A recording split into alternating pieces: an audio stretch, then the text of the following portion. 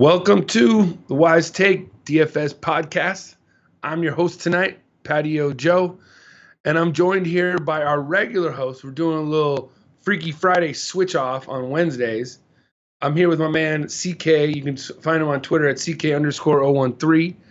Say what's up, CK. What's going on, everybody? A little mix up. It's funny because you said on Wednesday. It's Wednesday for me, not quite Wednesday for you, Joe. No, it's still 9 o'clock. It just turned Wednesday to you. I know. But, I mean, we're talking about Wednesday, and as far as I'm concerned, it's Wednesday by now, and the week's half over. And if you're watching this, it's going to be Wednesday mostly. By the time we get it posted, you people on the East Coast, it'll be Wednesday, and of the Central Coast. Obviously, I appreciate the fact that you recognize the most important time zone is the West time zone. I understand that. I understand that. No comment. So we had what we thought was a very productive live stream today. Me, you, and Paulie were on it. We had there was a lot of pitching options. We broke it down as best as we could. And we came up with some good pitching options and some good plays, and I think it paid off for us tonight. How are you doing right now? Yeah, but right now I'm doing well. I said on the show that I was going to tone it down just because this seemed like a slate that maybe was more advantageous to mass multi-answerers because there were so many different pitching options. And so the lineups that I played using my style, I only played about $50, which is it's definitely a very toned down from what I've been playing. But I did all tournaments, and right now I'm winning about 300, so I'm hoping it stays. I only played 100 mans today, man. That's it. Just $10, $5, $2, $1. I just played a bunch of 100 mans. That's it. Mm-hmm. But so far so good, man. Yeah, the live stream, Patio Joe again. In the article in the Straight Cash Homie Arenado. The Patio's play of the day crushed. Play of the day. Great call. Got to give you the props there. Yeah, it was good. I had Nelson as my number one pitcher, and he seemed to pay off. I had Bellinger as my number one first baseman. He homered, so it seemed like a good night. And I hope some of our members, use the information. And I didn't read Paulie's article, but. He gave us a text saying, "Hey, yo, my article crushed. I want Q's to post that shit." So I think Q's will be, if you're listening and you haven't already, Q's. I want you to post it. But yeah, I think we had a good night. I feel like myself that I'm pulling myself out of the slump that I was in, which was crazy to me because going into the All-Star break. I won I won a lot, like the last day going into the All-Star break. And then after the All-Star break, it was just like, I was just cold, ice cold. And I feel like I'm finally starting to pull myself a little bit out of it. A little update tonight in Alaska, 6 innings, quality start. Love that. Love that right now. I'm up to 7th in this one tournament, which I like, a $10 single entry, $117. That's another thing. Like a lot of times, we always tell you guys, get your lineups in early because sometimes lineup block there's some weird things, but sometimes I seem to you're gonna get in tournaments that they'll just pop up late. These $10, 100 man that they want you to join and it fills up right away, or they'll put these $7, 130 guys, or they call it the skilled 130s or something, and then they have a $9 130 man that they let off like the last 20 minutes until lock. And I've noticed times that when you get into these, or the 49 man $12 that we do sometimes, that if you get into like the third one that they put out, you're going to get less sharks in those tournaments. You're going to get more of the guys trying to enter it right at the last time or whatever. And it seems to be a little bit easier to win if you can find those tournaments late after lock. And the reason why I say it kind of transitions into our next topic is today DraftKings came out to a letter. I feel like they sent it only to the most important players. And it was basically changes that I must say I almost cried. I felt like yesterday with the Dodgers getting Yu Darvish and the two lefties was a great day. And today was even just a better day because if anybody that's been listening to me since the day I've come on here, and if you've ever listened to me when I've called into Sirius XM radio, I've said one thing is my biggest problem about playing DFS. It's the fact of sharks, millionaires, people that are pros are entering single entry $5 cash games. People that are, owners of these big time companies are playing these $5 cash games, or these pros that work with their brother, Big Papa Cunt, as we call him. Him and his brother are in these $3 60-man DraftKings tournaments, taking money from these newer players. And today, DraftKings came out with a letter that basically saying that they're going to make changes starting in the next few weeks that says that a few things. The first thing is that anybody that's ever played over $1 million entry since DraftKings has started, they cannot enter $5 or less prize pools that have less than $25,000 that you can win. You can't enter the MMEs that are the $3. That you can win 10,000 to first. They can't enter that anymore. The $5 cash games, the 100-man $5 cash games. You're not going to be seeing Big Papa Cunt in there anymore. You won't be seeing those Chipotle addicts in there anymore. Once this starts, I don't know exactly when it's going to start, but once this starts, it's a great change. It helps the newer players. It helps the 99% of us to enjoy it and not have to worry about being at an unfair advantage. Another change is any tournament under $5 or less, the MMEs that you can enter is capped at 20. It used to be 150, and now it's only 20. So you're not going to be going up against somebody on those $3 that has 150 lineups anymore. It's going to be 20 lineups. That's all they can do. So it's almost like, you know what? I'll tell you what. This is the first time that any DFS company since DFS has been invented has made changes that are for the common player. Usually all the changes have always catered to the high volume players, the pros, the ones that really are making them rich. Well, they're finding out that it's really hard for this business and industry to grow if the newer players aren't playing more than one season. They want them to play basketball. They want them to play baseball. They want them to go to PGA and WNBA and MMA and soccer. They want them to play all year round.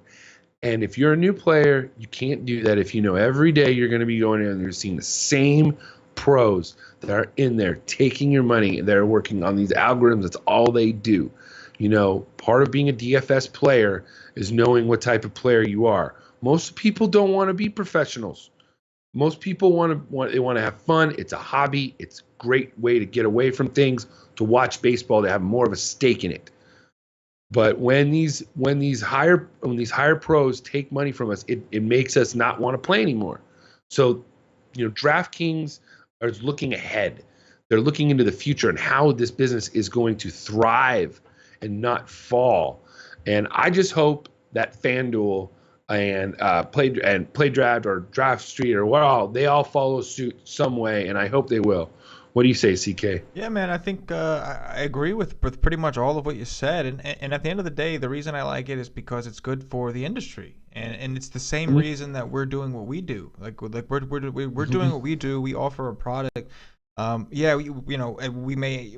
The podcast we do for free, but as far as like the membership stuff, like we ask to help us so that we can do this. Like you're just basically paying to keep us able to do this. And so it's and the reason we're doing this is because we care about the industry, because we know if you don't know what you're doing, and Joe, you, me, Paulie, we all learned the hard way. We didn't have a resource to turn to when we first started playing. We wasted tons of money because we thought we knew sports. And yeah, you might know sports, but you don't know DFS. It doesn't translate.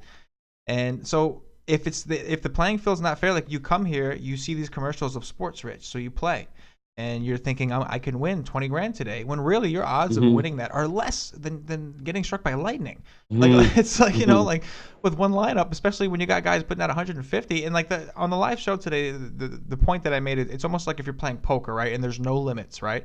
And so like you're at a table, you have $150, but this guy next to you has 1,000. He's gonna keep maxing you out until you quit. Like you might win a couple hands, but he's just gonna knock you out ASAP because he can't. And so what DraftKings did is they said, no, everybody gets $150. Deal with it. And I give them props because the industry is not going to grow, like you said, if people aren't winning. If you guys who are listening to the podcast right now, if you're new to the game, now, those of you who are experienced, I get it, and like we will talk about the slate, but this is still pertaining. This is very relevant information to the industry. And if you want the industry to stay, you should care what's going on. And so DraftKings is doing something that's very progressive. And I think that FanDuel should follow suit. I think we all think that they will. But yeah, we do what we do in order to help those people. We want to give people a route to turn to. And one of the things that we're trying to tell you is avoid those guys, right? And DraftKings is helping us do that. If you come, you're not expecting to win every time, but if you're not losing so much money, if you're not bleeding money by playing because you're competent enough and you're competing against people who are at least at the potential of your skill level and what the time you have to put in, you're going to win once in a while, and it's going to feel good. And it's every reason, whether you want to be a pro or not. Winning, it feels good, and you're going to keep playing if you're winning. If you're never winning, it's hard to cash in a GPP. It's harder than, at least if you're making a sports bet, you have a 50-50 chance. You know what I'm saying? It's very hard to cash in a GPP. So it's like, we want to just, it's great. It's good for the industry. People, the newer players need to win more often. They need to know that they do have a legitimate shot. And like you said, they got to play this year. Great. They played this year. But I guarantee you most of the people that try it and they don't come back to it because they had a bad experience. And they got a bad experience because, like you said, they see the same names beating them every night. And they just don't know what they're doing. And so, yeah, man, that was a great point. And I'm very, very happy with what they did. I thought it made a lot of sense.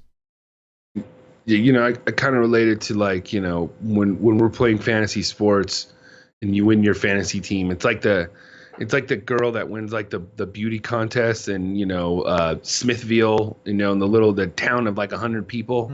She wins the beauty contest and thinks that she can go out to LA and make it as an actress, right. And within 6 months she's doing porn and getting bukkakied and gangbanged just to make money and addicted to crack. You know what I mean? It's like it's to have the thought that just because you won your fantasy football league or you won your fantasy baseball league a couple years in a row that, hey, I can go in there and put $3 in and I'm going to win this tournament tomorrow. You are so mistaken, and it takes work and it takes, when, like you said, when we first started, there was none of these podcasts. There was nothing. And this wasn't that long ago. Right. No, not at all. I mean, I have not been playing all that long. And so I had to find things. I went to a seminar, before my first baseball season. I tried to read books and I never read. and I tried, there wasn't much podcast. There was Roto Grinders. And it was just kind of like, at first it's very overwhelming when you first start. You don't really know where to go and you try to ask these questions and these guys, they don't really help you unless you're, they know you're in there all the time. And, I'll tell you what, you guys come over to Wise Take. Day one, you're in there, you're going to get your question answered. Day one, you're in there, you're going to have fun. You got guys like me and Q's and Paulie D and CK in the chat rooms. We get, special guests. Goudsab is in there sometimes giving some great info. Smart people. So everybody that's listening here on the YouTube, sign up for wisestake.com, enter the promo code podcast. You get 20% off of any of our deals. It's one price, all sports. We got some great stuff coming along for football and obviously that other sport that starts in the fall. I believe it's that called uses basketball, Joe. That bounces, yeah. And hopefully we'll get Q's to be teaching us a little bit of puck and maybe do a little hockey. Yo, speaking of Q's, man, we gotta stop. Did you see his lineup today? He was in that. I know he, as of right now, I think he's winning the 49 man $12 entry contest, like 150 top. So I know he did something great. He went against the grain. He played Homer Bailey, and he loaded up on Coors. And even though Coors didn't go off, he played the right guys. He had Jay Bruce. He had Arenado. He had Cespedes. I'm pretty sure he played all the Mets outfielders actually, who all got double-digit points. And Bruce hit a home run. So props to Cuse, man. He's been working hard for us. He's been running our social media stuff, and he comes on the shows with us. He does the VMI articles and. just, we appreciate his hard work. He just had a new baby girl, so things seem to be going pretty well for Q. So we appreciate you, man. A quick shout out to you, man. So we were talking about this today, and Bailey is thrown into the same conversation as Pelfrey. Mm-hmm. Remember? Right. We were talking about saying punting the pitcher, yeah. Punting the pitching today because it was 3,000. Pelfrey went 5 2/3. So what's that? 15. That's what? Wait, 17 points, right? Mm-hmm. I think so. Okay. And then he struck out 2. So what? That's another 6. So that's 23. And then he gave up 6 earned runs. So that's -8, 6. So he had 5 points. I mean, he got you 5 points. It wasn't a 0. I mean, And then Homer Bailey, what did he do? I mean, he did great. And he was 34 FanDuel points. Yeah. And what was his price? 4,000. Okay, so he almost went 10. He went 9x or 9x, and then he loaded up on bats. He loaded up on cores specifically. Yeah, and he had Lomo. Obviously, he had a couple dongs. He had Hicks and Lomo, which we tatted him pretty good on the live stream. Hopefully, a few more people played. Yeah. It's funny. Out of all the pitchers that I think I whiffed most on today, even though I had Sale in the lineup, everybody whiffed on Sale. But the guy that I was a little bit disappointed was Fires. I didn't. All the numbers pointed that he should do well today. So I was kind of surprised. Man, I'm not a big BVP guy, but Evan Longoria had some super it just looked like. Just judging by I can't even explain it. Judging by the pitch types and the way that the heat maps and everything, and every Longoria just that was the one thing that got me off of him because I was with you. I looked and everything was matching up, strikeout upside everything. That was the one. And then Souza was scratched. Yeah, Souza was scratched. So you're thinking now all they really have is I think you'd be okay, and it just it doesn't always work out. But I thought it's just like I was saying earlier when we told somebody to play Morales over, Tommy Joseph, and we're like, hey, I don't care if Tommy Joseph hits 3 home runs tonight. The better play is Morales. Cash. Yeah. He was asking about cash, and we were saying in cash games, you're not going to take Tommy Joseph right now, and against the Angel in the Angel Stadium of all places. Mm-hmm. Let's see. I don't think Nolasco is going to come out for the 7th. I'd be shocked if he did because he has 101 pitches. He could get the win though. Yes, he could. Hopefully he gets the win. On that note, we got a 12-game slate tomorrow, and it's pretty much a total opposite of what we had tonight. We have very few good pitching options. I think there's a few. We'll get to them. First, let's start off in Baltimore. Jason Vargas of the Kansas City Royals traveling to Baltimore to take on garbage Jeremy Hellickson and the Baltimore Orioles. What you got, CK? Well, the pitching is that bad, and the matchups of the decent pitchers are even that bad that you might have to, in a long shot, just take a look at these guys. Obviously, I prefer the bats. On first look, I prefer the bats. But it could get, depending on how this slate goes, I'm hoping it doesn't get ugly, but these are guys that have done stuff before. But if I can find a few more guys that I like better, then I definitely like the bets here because it's a high total, it's Baltimore, and that's pretty much it. Yeah. So Jason Vargas hasn't been very good lately, and his last start is 31 points, and that's his best in his last 5, and then he had 40 finally against Minnesota. Mm-hmm. So he's facing a team they're pretty hot. I think. I don't know. I think Baltimore has got some good plays. Yeah, they seem to be. Yeah. So, you can got guys like Scope, Machado, Mancini, Trumbo. I like it more on the hitting side. Oh, yeah. I just found 2 pitchers already. So, yeah. It definitely There is some decent pitching tomorrow. Yeah, it's nowhere near what it was today. And then Hellickson, for some odd reason, he got traded to Baltimore. I don't even know why. He has been terrible, and he's facing a team that it's like Jekyll and Hyde. These Royals, you know what I'm saying? They either score 20 or they score 1 run. So I would look at Obviously, I want to look tomorrow. I'm going to be looking at Hellickson's fly ball rate. I'm going to be looking at guys who hit fly balls. Off of that, I'm going to be looking at the hard contact rate. And I probably will like some of these left-handed hitters against Hellickson tomorrow. Yeah, it's interesting. I was just looking at his xOBA numbers for Hellickson, and his xOBA to lefties is like 278 this year, but to righties it's 353. His K per 9 on the road at home, which obviously this is a new home for him, but I'm seeing 4.76. He's been bad. I think it's a bad ballpark shift too. Yeah. I mean from Philly to Baltimore, it's, pretty much the same. Yeah, they both suck for pitchers. Yeah. Yeah, man, definitely. The bats the bats look pretty good here, actually. Really good here. Speaking of two terrible cities, Cincinnati Reds and Robert Stevenson travel to Pittsburgh to take on Trevor Williams and the Pittsburgh Pirates. Anybody who lives in Cincinnati and Pittsburgh, I don't think they're bad cities. I've been to both of them. I'm just making a joke. Don't get upset, all right? Cincinnati's actually a pretty cool city. I went to a Bengals game once, and it's right next to Great American Ballpark, so you can just kind of walk across the street. It's pretty cool. The stadiums are both right there. And Pittsburgh, I went to Three Rivers Stadium, old Three Rivers Stadium. And I've wanted to always go back just because I heard that stadium, PNC, is just beautiful. Oh, yeah. That's like the ballpark to go to. But yeah, so tell us about your son. Well, this is your son, right? Yes. Pitching tomorrow? It is. That's right. Robert Stevenson is pitching tomorrow. It is.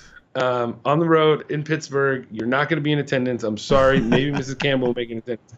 Tell us what you got going on in this game. Not much with the pitchers here.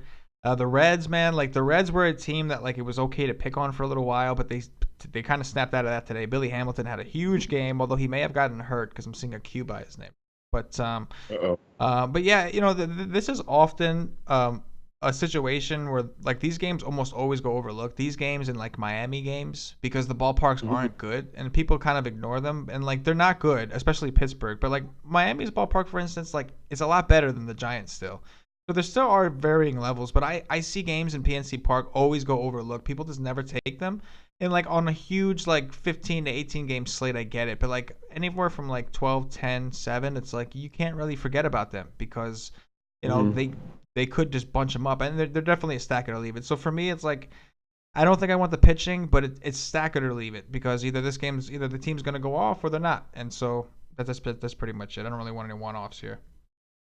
Yeah, I say I think the Reds you could have some one-offs with Votto or Jeanette or Scooter.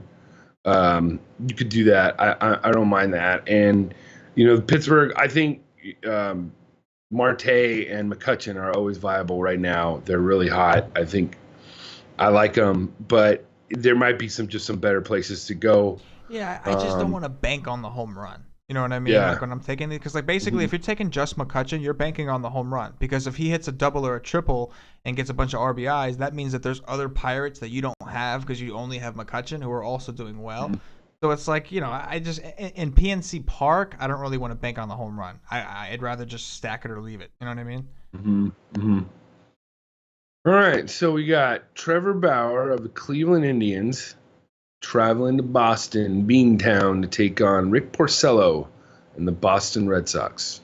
Man, this game was just crazy. It was just the three most top, some of the most elite pitchers in the league all went down. Scherzer was doing okay, hit a home run, and then left the game in the third inning. And then, it was just a complete hit smash fest in Boston. Sale and what's his name?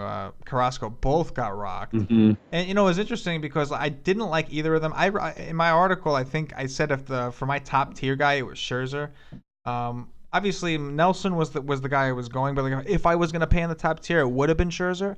And the only reason that was because Cleveland and Boston have been striking out they're literally the last two. They're the bottom two in the league in strikeouts over the last week. Mm-hmm. And even if you go back a little further, I'm pretty sure maybe even 2 weeks or possibly even a month. But these guys are just not striking out. With that said, I'd go to the bats here for sure. I'm not afraid of Porcello. I love the Indians. Stacks, one-offs, this whole game in general. I like the bats. I think it will be popular just because of the fact that it did go off today with elite pitchers. So people are probably thinking, oh, these teams are red hot. So I don't know if I'm gonna feel this strongly about them tomorrow necessarily. I gotta feel it out and see if they're gonna be popular. Then I think we can go elsewhere in the 12 game slate. But yeah, first look, the bats look great here. Yeah, I almost feel like now we should just like fade the entire game and pitch Bauer Porcello tomorrow, Right? because we were supposed to pitch Sale or Carrasco tonight, and it was supposed to be 1-0 game. So tomorrow everybody's gonna be thinking, oh, let's bet the over, and that might not happen. It's baseball, So I definitely want to look at this game more. I want to look at Porcello's numbers more against lefties, his splits like that. Bauer is like the ultimate wild card, I think. He has that upside. We've seen it. It's just not. It's a very, very wild card. It would be a very, very large field tournament. Bauer could strike out over 10. Porcello is another guy. Believe it or not, he's the reigning Cy Young Award winner.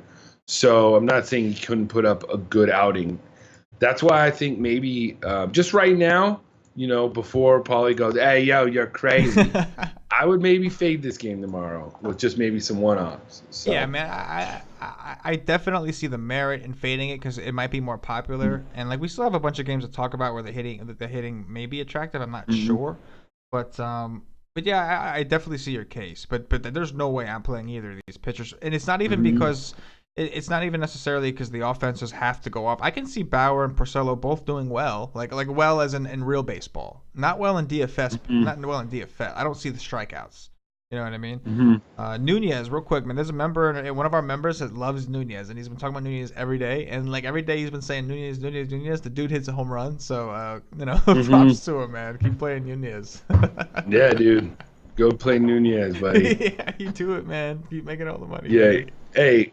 I've always told this, I think we've told this, we'll always tell people like what we think is the best player or not, but we've learned more than times than not, like if you have a certain conviction on a player, you play that guy. Because one, I don't want to deal with your crap if he goes off and I tell you not to play him.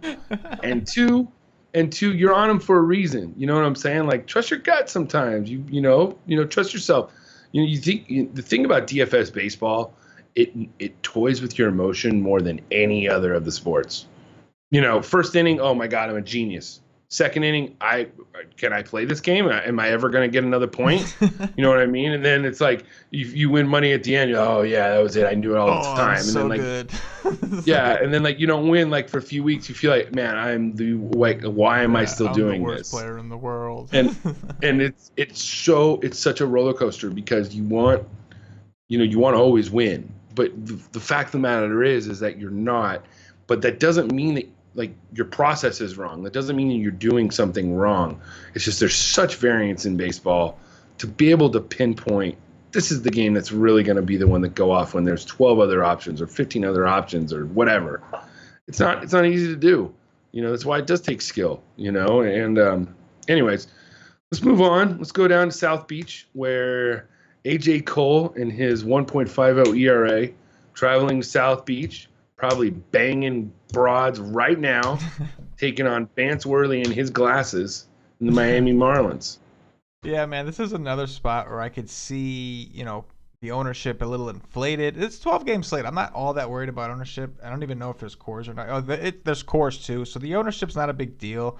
It's just like one of those spots where like it could be like I was just talking about Miami and I love targeting the stadium because I know it goes overlooked. But this is a situation where like everybody just watched Sale and Scherzer, Scherzer come out of the game and the game went off. And so like I like the bats, don't get me wrong. All I'm saying is this game and the Boston game, I want to just analyze it tomorrow and make sure that I'm not missing anything. Because on paper it looks great. It's just you always want to double check when something out of the ordinary just happens. And something out of the ordinary happened. We had 3 elite pitchers. The hitters against them, even though Scherzer left early regardless, the hitters against 3 elite pitchers went off. So that's going to catch people's attention. So when that kind of stuff happens, you just want to keep that in mind. But as of now, first look, absolutely. Bring on 2 bad bullpens, 2 good offenses. Bring on the bats. Yeah, I don't know. I might even be interested maybe a little bit of – I want to look at A.J. Cole tomorrow. He could be a – A.J. Cole, interesting. Maybe. I don't know. I'm looking at it just for the fact of he's unknown. I don't think he's pitching against the Marlins yet. And then Vance Worley on the other side, the guy. He's bad. Yeah, he's very bad. Yeah, so I think, the Nationals are on a short list of maybe top 3 or 4 teams tomorrow. But that leads us to the game of the day. Uh-oh. Your boy.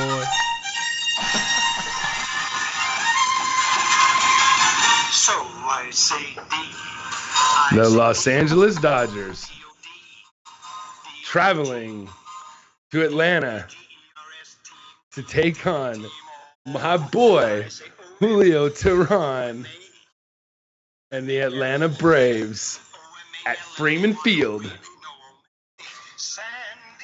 That's actually a old time Dodger song, and one day I will lip sync every single word of that song, and you will be amazed. You guys will want to see that. Anyways, back to the game. CK, what do you got? I'm with you, man. I definitely like the lefties from the Dodgers. We know this ballpark is favorable for left-handed batters. And Teheran's having a really, really bad year. I mean, extra bad. Last year, he was actually a pretty good pitcher last year. And this year, he just can't get these lefties under control. He just doesn't have it. Definitely not playing Teheran. Stewart is somebody that I'm not going to play mainly because, one, the ballpark. Two, the Braves just don't strike out. Like Maeda did well against them, but that's Kenta Maeda. And, he still didn't get that strikeout. He just happened to go 7 innings, which was great. But he still only got, 5 strikeouts, Joe? Or 6 strikeouts, right? Something like that. Yeah, he got 6 strikeouts or 5. It wasn't that much. So I think it's the bats here. My concern with targeting the Dodgers as always is their bullpen is good, but if they get to Brock Stewart early, you could see the long men and that kind of situation. It could be a better bullpen situation. Like those guys are typically the guys that are bottom on the totem pole, eat up some innings before we get to the 7th, so we can send our setup guys and etc. So I think the bats on both sides are interesting here too. We love the ballpark. It should be hot and humid. Freddie Freeman, always a great play. Matt Adams is questionable. I got to look into that. But this guy, Johan Camargo, man, he's pretty good. He hit another home run yesterday, or tonight, I should say. And, he's batting 8th. But in tournaments, don't forget about that guy when you're doing a Brave stack because he's pretty good. Yeah. I am pretty much going to write in my article right now, play of the day, Cody Bellinger. Maybe. I think so. I mean, if you don't, tell me why you would not like Seager and Bellinger and Peterson again today. I just don't. I go back to the well tomorrow with Teheran. He pitched decent, I think, against the Dodgers. That wasn't Dodgers. That was in Dodger Stadium. I know. I'm trying to look at his what he did against the Dodgers last time. It wasn't too long ago, but it was at Los Angeles. He pitched 6 innings. He gave up 3 earned runs, 6 strikeouts, and 32 points. I mean, he got a quality start. It is a bad ballpark shift, and he pitches better on the road anyways. So, I like those Dodger lefty bats. Grandal too. Don't forget him. And you can always throw in your stack if you like Puig, Taylor, and Turner. They all seem to hit righties better than they hit lefties. Turner just hits both just as good. So, but Puig and he had a good day today. Believe it or not, he had 24 points. I had him in one of my lineups. So, I like that. On the other side, yeah, I think it'd be great, to do a Freeman, Markakis or Inciarte. You could do a game stack with this. Brock Stewart, right now though, the Dodger pitchers, man, whatever they're drinking, man, they seem to be doing it all the time. So I wouldn't do a full Brave stack, but I definitely like Freeman and maybe Inciarte or Markakis. Definitely. Move on to this is gonna be a good one. Zach Godley of the Arizona Diamondbacks traveling to Chicago to take on Jake Arrieta. One thing on that Dodger game, there's not even a line yet on that. Yeah. Which is weird. You know why? Because I think They don't have a confirmed pitcher. I think the I've source heard that I like Alex is Wood somewhere. yeah. I think that's why is they don't have a definitive answer. I think Brock Stewart is going to be the guy that ends up pitching, just because the source that we're using they're usually right. But Alex Wood is technically, I think there's been it's going out that he might pitch. So I think that's why we're waiting on the line.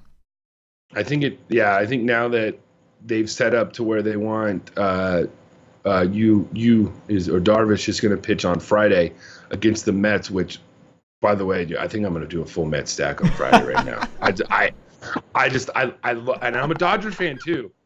Can't you just see Darvish going into Citi Field and literally getting blown up within the first, like, I could totally see that happening. I really, really can. Just like, it would just be so fitting too. You know what I mean? The Dodgers finally like trade for this big time pitcher and everything. And then like Conforto, boom, leads off the game, the home run. Cabrera, double, Cespedes, home run, Bruce, home run. And it's like 4-0. I mean, I don't know. I have that just, like that inkling that is just not going to go as planned, at least the first start. For some reason, like I was hoping that he would almost pitch one of these days in Atlanta, and I don't know why, but for some reason the Mets scare me more, But anyways, back to this game. What you got? This is a game where I'm going to have to consider the pitching. It looks like, as of now, the wind could be blowing in about 10 miles an hour from left field. That's really good. So, yeah, if that's the case, I definitely want some of these pitchers. Both these teams have big-time power, but they also strike out a lot.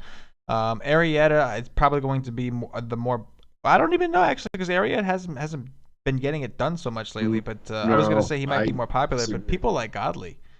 So so I don't know. Either way, both pitchers are in play for sure. I like both. These are the first real pitchers that we're seeing that we can really consider. And now it's even laughable that I had myself prepared to look at these at Alexander Vargas, like, because I wasn't sure who was pitching on the slate, so I was like, oh boy, let me brace myself. But yeah, I've already found two guys that. Oh yeah, forget it. And we still got a couple more. So it's a bad pitching slate, but. You know what? I'm still like traumatized from the other day when we had like literally no pitchers. What was it, Saturday or something like that? It was terrible. But yeah, man, the pitchers look good to me.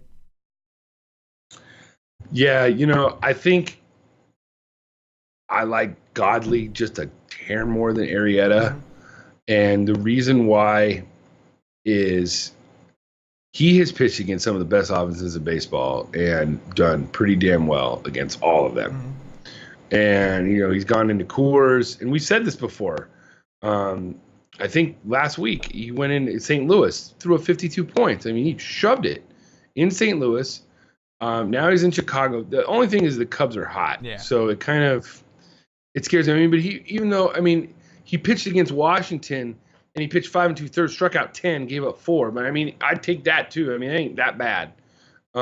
So I think he's got, on this slate, I think today he would not have even been considered. But tomorrow or Wednesday, I think that he's a good option for what we have. And Arrieta is just he's facing a team that can strike out a lot. So that's why I like him. And he doesn't give up a lot of hard contact the last 30 days. So he's doing well. I just don't like. I don't think he has that upside, like 50 points upside lately. Like the most he struck out is 7. Like, and that was back in May. Like, yeah, he definitely hasn't shown us a lot of that upside that we're looking for. But we know the Diamondbacks are weaker on the road. He's going to get a little help here. I do think that Godley, as far as safety, he kind of feels a little safer given he's cheaper, and also the fact that his ground ball rate's really good. Like Arrieta's, he's kind of more of a fly ball type. Like he's not like Godley throws pitches designed to get ground balls, so like that's his goal. So you make a good point in that sense for sure.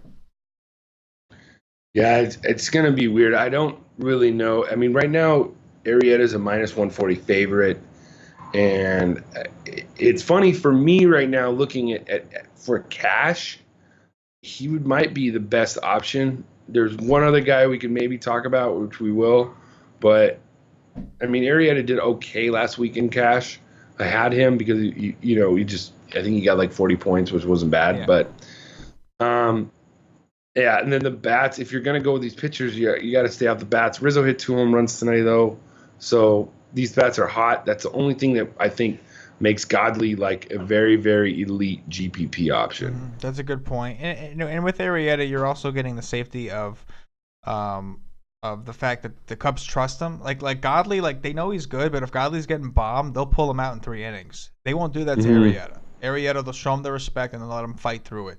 They'll secede the game and just try to work past it before they pull Arrieta out in like the 3rd or 4th. They respect him too much. So if he gives up a few runs, you know he's going to get his 100 pitches in at least. So there is a safety from that sense from Arrieta. All right. So we got Ariel Miranda of the Seattle Mariners traveling to Texas. I ain't traveling. They've been there the last few days. They're just going to take a drive and take a bus to Texas to take on Andrew Kashner, Cy Young Kashner sometimes, and the Texas Rangers. What you got? I think first look, I love the spot for Seattle. I know it's Kashner and he kills us. He just doesn't get it done. Also, I'd like to check the weather tomorrow because I'm seeing about 80 degrees, which is a little cooler. So I wonder if that could affect it. The humidity's up 74%, but if it's going to be only 79 to 80 degrees, that sucks. You prefer to see it nice and hot over there in Texas. But yeah, man, Seattle Cano did good for me today. Nelson Cruz did good for me today. So, I think there's maybe Seattle starting to wake up. They seem to be hitting a lot better here in Texas. I'm sure Cuse has like the VMI lowdown or something. And on the other side, man, like Texas does strike out a lot, but they've been kind of hot. They didn't do too well today, but before that they were doing pretty well. And their lineup against lefties is like, I like it kind of like with the Shields leading off. I do kind of like that look for him. It's he typically gets on against lefties. His on base percentage is obviously higher, so he gets on more. He's always a threat to steal a base, and he's fast. He can, from a single, he can make it first to home, no problem. Like he's So I think bats again the way I would like to go, especially if it goes overlooked. If people overlook this game because of Coors and because of the other the other games we mentioned, like the Red Sox, etc. I'd love to get this game at low ownership. I'll take it, but I respect Miranda enough to where I have to watch the weather before I go on Texas or not. Yeah, I think that Miranda is like sort of sneaky, but I don't know. Texas has just been high lately. I'm gonna want a piece of this game tomorrow somewhere on both sides. Miranda's had some games where he's flashed some upside. So I in GPPs I get it. Texas does strike out a lot. That's not they do. I get it, Joe. I respect him. Let's just say that I definitely respect him enough that the weather's going to make it. If it's super hot, then yeah, give me Texas. But if it's not super hot, I respect him enough that even if I don't play him, I maybe won't stack against him fully.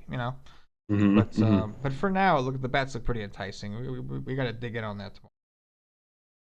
Yeah, I agree. Let's move on to. Okay, here's a good one. Austin Pruitt and the Tampa Bay Rays taking on Dallas Keuchel and the Houston Astros. What you got? How did Pruitt do against the Yankees? I don't remember. Did he get? I thought he did okay. Like it wasn't all that ugly, right? No, I don't think it was like terrible. Well, but I personally think that especially if they get Springer back, I don't know what his deal is, but I think the Houston offense is a little better than even the Yankees, to be honest with you. So we saw what they did even against Archer. They still put up their runs. He did well against them, but they're just so good. So I do like the Houston offense. I got a lot of interest in Keuchel. I know he didn't look good against the Tigers, but this is the Rays. That means we're going to be seeing Trevor Plouffe. They got rid of what's his name, Beckham. Beckham was one of their better lefty hitters, and they got rid of him. Even Longoria, man, he just seems to do so much better against righties. So I definitely have some interest. We're going to see Borjas and Plouffe. I think that's the platoon we'll see. So maybe Duda or Morrison aren't going to play, which are lefties, but they're also big power bats. So yeah, and Souza, I think I see a Q by his name. So if he don't play again, he didn't play today, Joe. If he don't play again, but even if he does, he does better against righties too. So yeah, I think I like Keuchel. Yeah. I mean, Keuchel might be the cash game play tomorrow. He does feel relatively safe because of the matchup, right? Like you feel like he's at least going to get the win. Like what I mean? But recency bias is the only thing that pushes you off of him because he got crushed last week. He was hurt. His first game back, he got mashed. So so he's coming home now. So we're thinking, the narrative is there for him to have a big game. He's under 10K too. I mean, there's no pitcher over 10K tomorrow. So I think probably the way I would go in GPPs in cash is basically Keuchel or Godley right now, just off first look. I mean, there might be somebody else, I guess, that could happen, that could pop up maybe in these next two games, but there's nothing really that sets them apart. On the other side, I think you can attack Pruitt. Just go after him and try and get as much as you can off of him, whatever you could fit in that lineup. I think that was Altuve out today, or was he playing? I don't even know. He's just too expensive, man. Like just, he's great. Yeah, he's great. Don't get me wrong. He's just expensive. Mm-hmm. Yeah, I think that if you wanted to get just off the grid, I guess it seems to me like a good is an 8-9-1-2 stack of the Astros: Bregman, Marisnik, Fisher, and Altuve. Bregman's hot, and Marisnik, man, that guy every once in a while comes up with a couple dongs. So, anyways, Luke, not Jared, not Jeff Weaver Bra of the St. Louis Cardinals, traveling to Milwaukee to take on Brett Suter and the Milwaukee Brewers. Yeah, man, Weaver's coming off like a really good game, I think, isn't he? Or he was, and then he finally started getting rocked, I think. But he started off really good. So like, yeah, we were on him, or Paulie was like, "Hey, yeah, Weaver," or maybe you did. I was just no. That was the day that I liked somebody Stevenson, was on Weaver.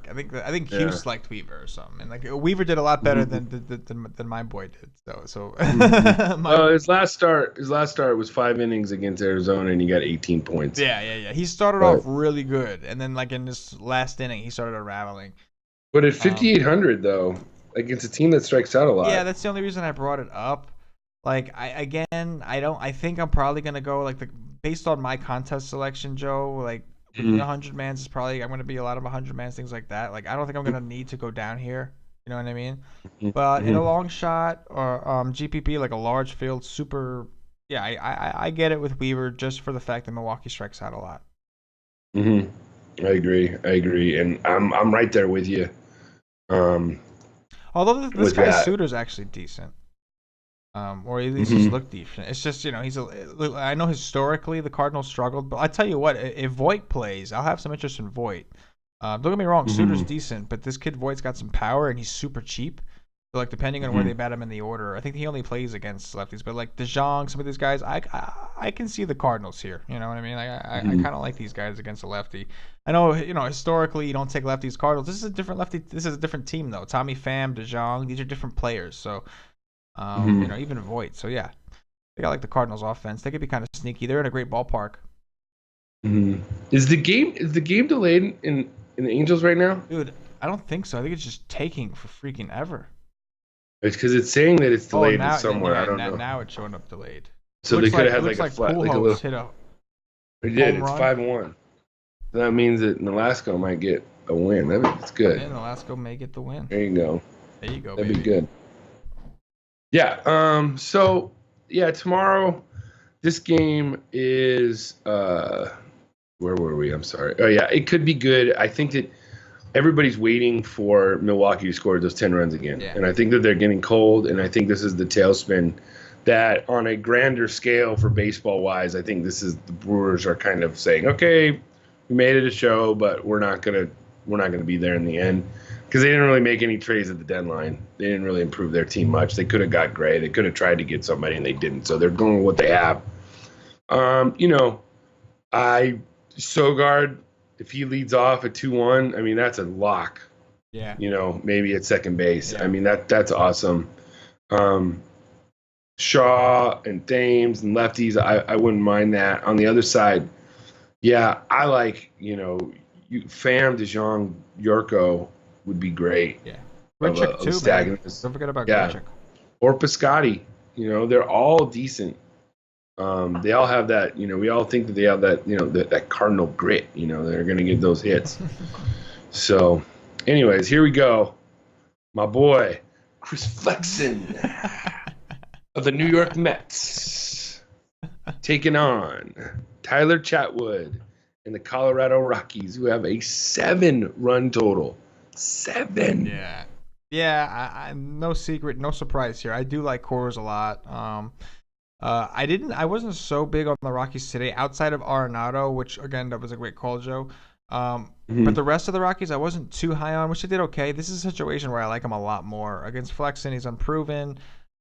He's got to throw fastballs because if his breaking stuff isn't gonna break, then he's gonna be in trouble. So, he's a young kid. I don't feel comfortable with him. As a Met fan, I don't feel comfortable with him going into Coors. So yeah, I love the Rockies in this spot, and I like the Mets too, even against Chatwood, just because like the Mets have decent hitters. Ahmed Rosario is not eligible; he didn't do anything today. He had a really bad game today, so I think in tournaments, if you're gonna stack the Mets here, don't leave him out. He's only 3-1. He had a bad game. How is he 3-1? How is he 3-1 on FanDuel? I think it's probably because he had a bad game. No, he should be 2,000. Oh, I see what you're saying. I see. Well, it's because the Coors boost. He'd be 2-1 if it wasn't for Coors. Okay, I understand the Coors. Okay.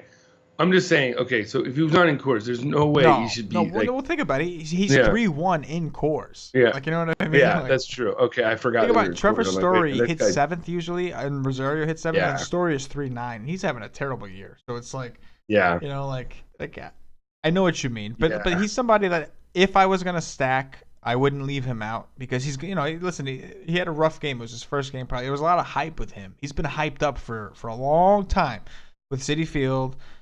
Fans have been criticizing management for not bringing him up, et cetera, et cetera. He's here, so he had a rough game. I look for him to bounce back. What else? He was at Coors. He had a couple bad beats, but he played for a while. The Mets AAA is in Las Vegas, so he does play in a little bit of altitude, and so I wouldn't leave him out. But yeah, in general, I love the bats here for sure.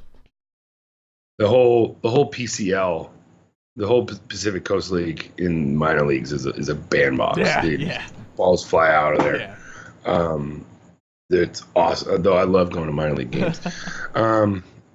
Yeah, I like these hitters again. I mean, it's the second game in Coors. How can you not? I think that game theory wise, everybody's going to go here, and because there's not that many other places that are really, really tempting. We've talked about them. We like Washington. We like the Dodgers, and that's about it as like full team stacks, maybe in the Astros, but everybody else is going to go to this game now. It's the second game of the series. It's usually the game that goes off. Pauly D is going to be like, hey, yo, all Coors. So it's going to be like, so. I feel like as a group, we typically fade Coors a lot. And we didn't even really talk about Coors today. No, we really didn't. Pauly was on it. Except for Pauly liked Arenado and the thing, Cuse, man, his lineup did great, and he stacked all Coors. The game didn't go off, but he played the right guys. He just picked the right ones. All his players went off. You know what I mean? Mm-hmm. So, yeah. It's like you don't need it on a 12-game slate. I don't think you need any. Maybe you want exposure to it. Sure, take a guy because he might hit a home run in the park. But I don't think you ever really have to stack Coors unless nobody's going to be on it. That's the only time that you might have to stack it. Mm-hmm. Right? Yeah, of course. So the next game on our slate, we're getting through it, is Jake Thompson, of the Philadelphia Phillies, taking on JC Ramirez of the Anaheim Angels. What do you have? Yeah, this is a situation where in large field tournaments, I would definitely consider the Angels. Now, the contest that I'll be playing in, I don't think I have to go this slow. I think we talked about enough offenses that we can find enough players in better spots, and nobody, you never like taking a hitter in this ballpark. But I do have some interest in JC Ramirez for tournaments at 7-6. I think he's interesting. Again, it's more of like a larger field. Don't know if I'm going to need him. But yeah, this game is certainly in play on the Angels side for sure. In larger fields though, like don't go here if you don't have to. But if you're playing in the $30,000 field, I'm sorry, 30,000 entries or whatever. Like I can see you needing to reach out. If you're making multiple lineups, sure. I'm not gonna make my one, but yeah, I think Ramirez and the Angels in general are very interesting here. Yeah, I agree. I mean, the Phillies' run total is 3.8. I mean, that's pretty damn low. They've been really bad. Remember what Diggy did to him recently, and that's not a slate on Diggy. Diggy's been pitching better, but he destroyed Philly, and ever since then, man, they've been horrible ever since. Hmm. Hmm. I agree. I agree. And yeah, I don't mind it. I don't mind if you want to go there with the Angels. They are sneaky in the way they put up runs sometimes, and Trout, Pujols, Calhoun. I like Valbuena.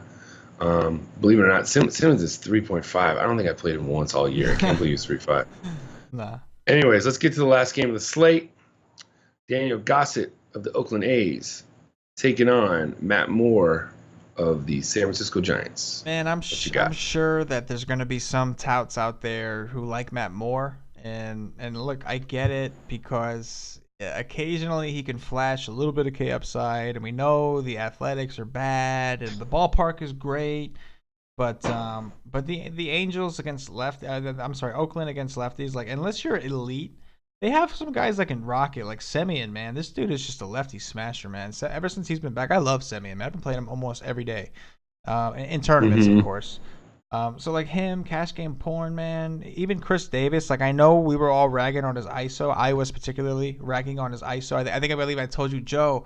He's been terrible against lefties. Blah blah blah blah. That show, and then he hit a home Mm-hmm. run. Literally, that slate he Mm-hmm. hit a home run. So we could see that turn around. You know what I mean? We can start to see some progression. Matt Moore is very prone to home runs because of the fly balls. Again, the stadium kind of like sucks it out. But I'd like to hear your input. Are we still gonna have some of that humidity here? Because look what the Giants did today. You talked about that Oh, humidity.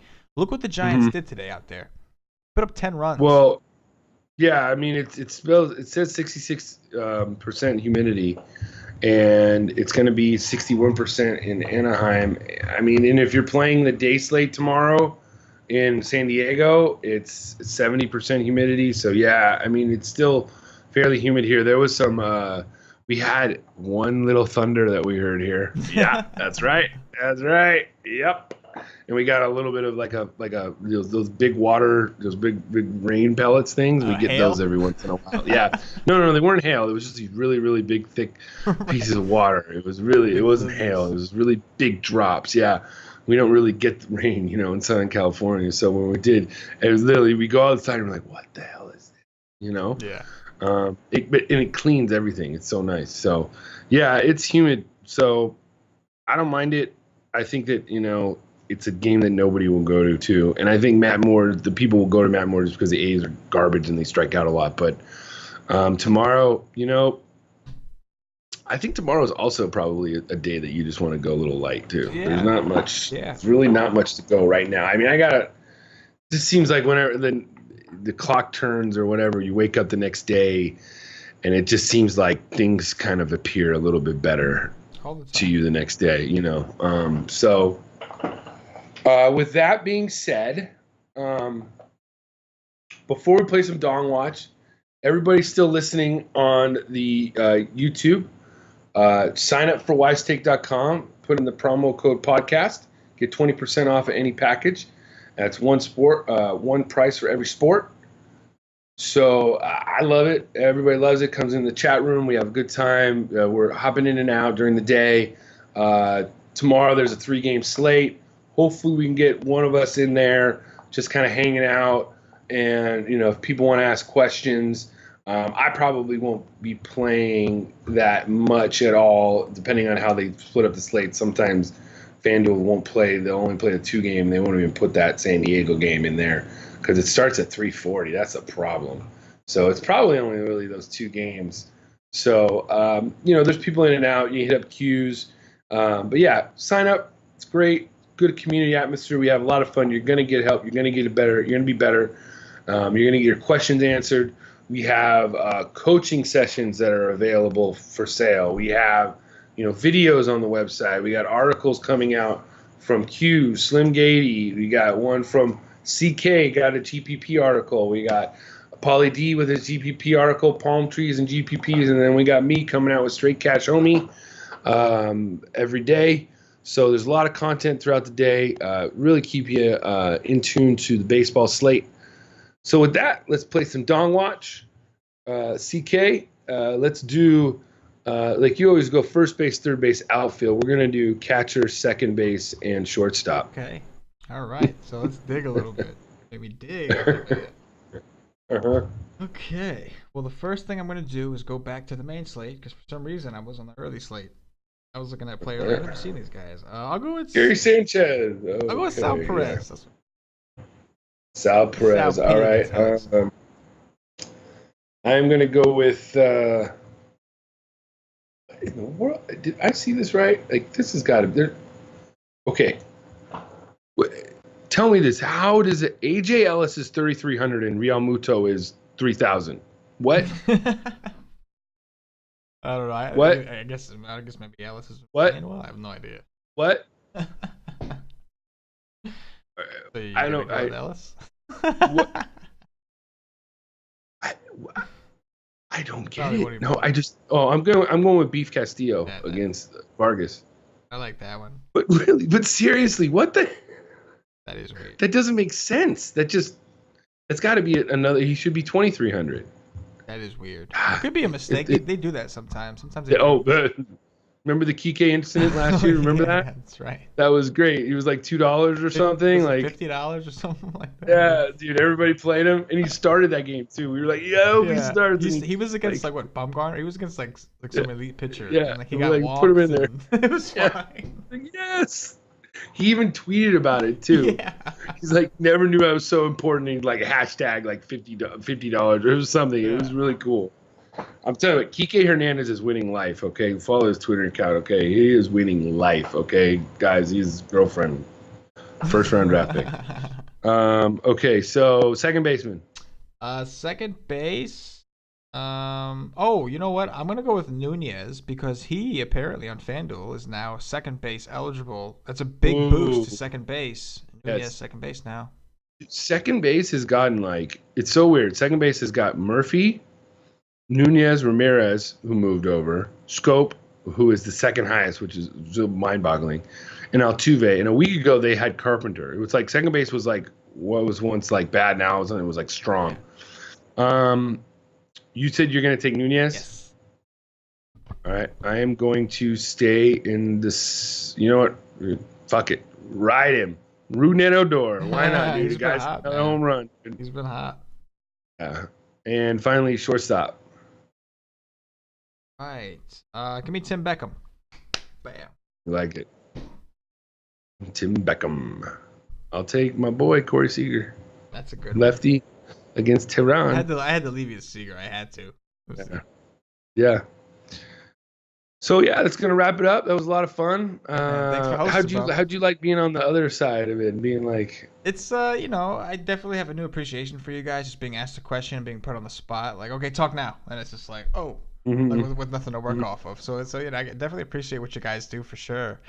It was fun, man. It's fun. It's always fun to do these kind of things. And Joe, obviously, when you're a host, it's always a good time. So I feel like, hey, why not be a part of that on the other side? We did it once on a live show, but I wanted to do it once for a podcast, at least once. We could do this again in the future. It's fun. Why not, man? Yeah, it's fun. Yeah, and I will be back on this podcast on Thursday with Slim Gady. Yeah, matter of fact, there's a good point. We have Cuse on tomorrow night. Me and Cuse will be on the show, and so maybe we could ask Cuse about some of what he did with Homer Bailey and the chance he took, because that was a great call. So props to Cuse, man. Yeah, that's always a good call. So, anyways, yeah, Wisehag, we thank you for listening. Make sure you put the thumbs up on the iTunes and the YouTube and the iPod Bean and the iPod and the Bean the Pod and the Pod and the Bean. Do all the thumbs up you can. You comment. Do whatever you can. We're going to be, hey, guess what? We are going to make you laugh, okay? Sometimes we're not going to be serious. We're not going to always talk about numbers. We're going to talk about other things because we do have other personalities, and we do want to have a little bit of, liven things up a little bit. But anyways, we thank you all for joining us tonight. For CK, I am Patio Joe, and we are out. Yeah.